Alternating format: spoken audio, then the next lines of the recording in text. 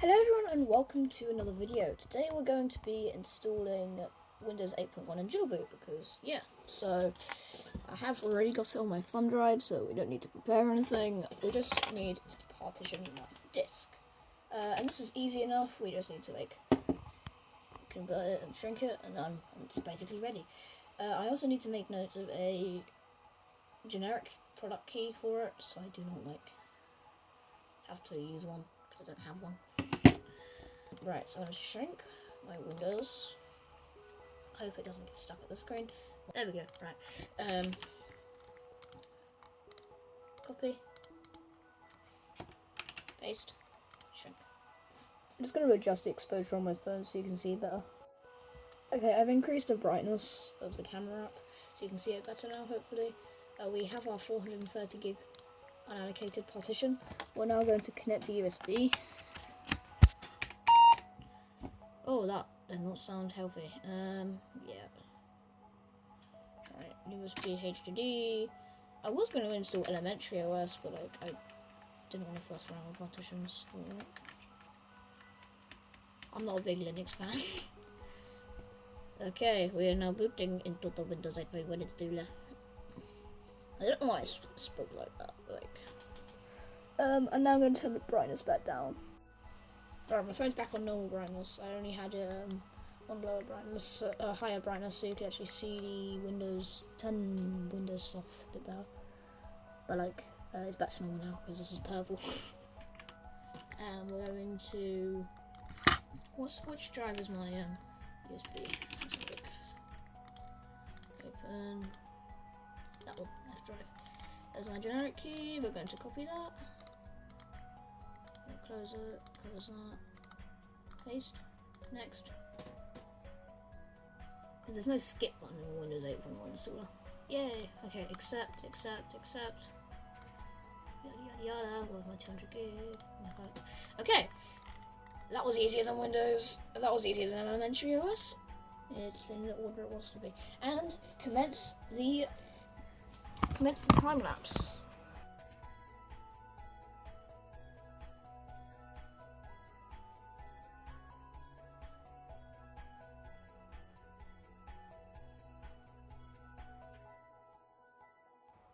We're in. Wow, that was fun. Yeah, we're into Windows. Wow, that's nice to see. Not so much RAM usage. Then this is a freshness tool. And we're going to. Oh, my Windows phone. I just charged it. So. Yeah. Anyway, we're into Windows, and what we're going to do now is we're going to use my phone as an internet connection. And what I mean by that is my phone has this, I think many Android phones do, this feature called USB tethering. And what this does is it allows you to connect your phone to your computer or another device via USB cable and use it as an internet hotspot. So because we have no Wi-Fi drivers, we are going to do this. So let me quickly connect up that. I'm going to be right back. Alright, so I enabled the USB tethering feature, and my phone's now connected. As you can see, we got network because, it's acting like an Ethernet connection. So if we click yes on this, I'll just readjust the camera angle so you can see the whole screen like you did earlier. Okay, so we have an internet connection now for doing a USB tethering, which is good.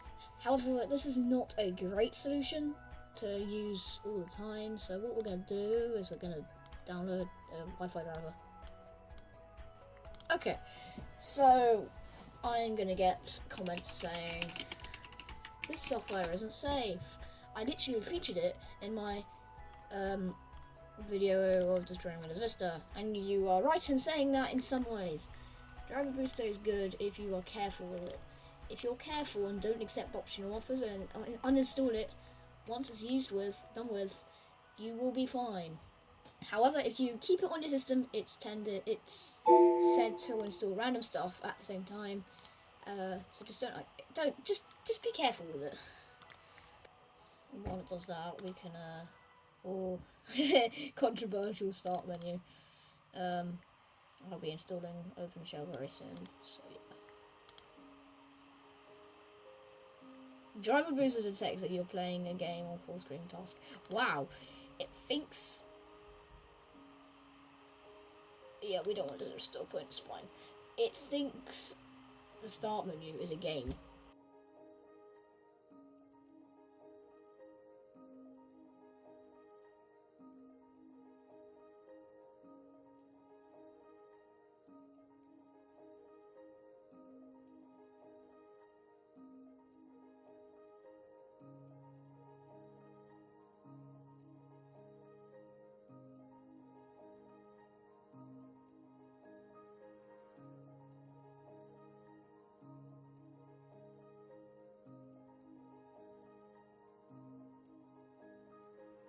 Hello guys, as you can tell, some time has passed since that last clip.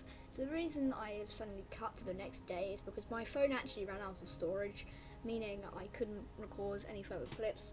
But this is a screen recording on the Windows 8 installation, and as you can see, it has all worked just fine. I'm recording with OBS, and it's actually working as well, which is amazing. I can't normally get that to work, so that's a great bonus.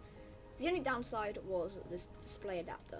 Because it's a Radeon R5 integrated graphics, it doesn't really support Windows 8.1, but after a lot of searching on the internet, and I mean a lot, I finally found it. So if anyone wants the link, just say below and I will send it to you.